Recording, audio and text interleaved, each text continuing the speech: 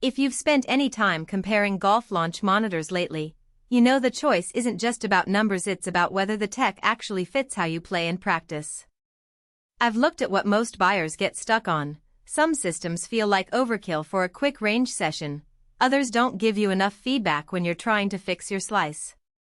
The Garmin approach R50 sits in that middle ground, but the real question is whether it's the right middle ground for you.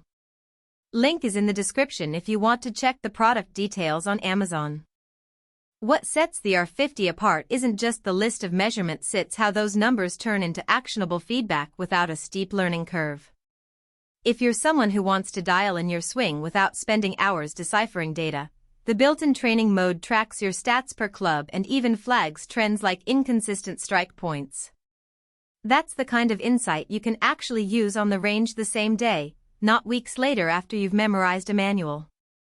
The high-speed impact videos are another practical touch. Seeing your club face angle and ball contact in slow motion makes a bigger difference than another spreadsheet of launch angles. Where the R50 starts to shine is when you move beyond solo practice. The simulator side lets you play virtual rounds on famous courses, and the putting mode actually tracks roll and break, which is rare at this price. If you've ever wanted to play Augusta from your garage or compete with friends without leaving home, that's where the value clicks. The catch is that you'll need a compatible device and a decent hitting space. Garages and basements work, but tight apartments usually don't. If you're imagining a full simulator setup with turf and enclosure, this isn't the budget line for that.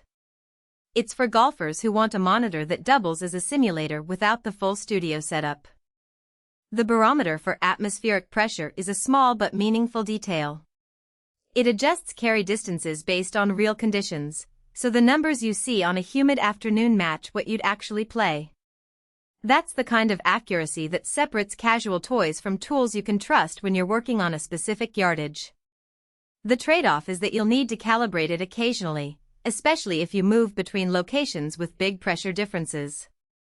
It's not a deal-breaker, but it's one more step to remember if you're the type who skips setup steps. Who should buy this? If you're a mid-handicap golfer who wants a launch monitor that gives you both practice drills and casual simulator rounds, the R50 fits. It's also worth a look if you're tired of apps that oversimplify your data or hardware that's so complex you avoid it after the first week.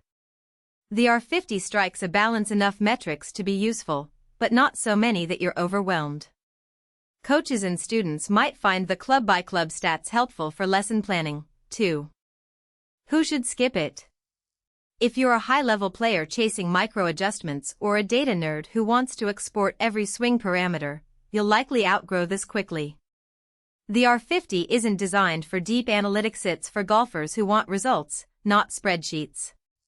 Budget-focused buyers should also note that the real cost isn't just the monitor. You'll need a tablet or phone, a hitting mat, and ideally a net or screen.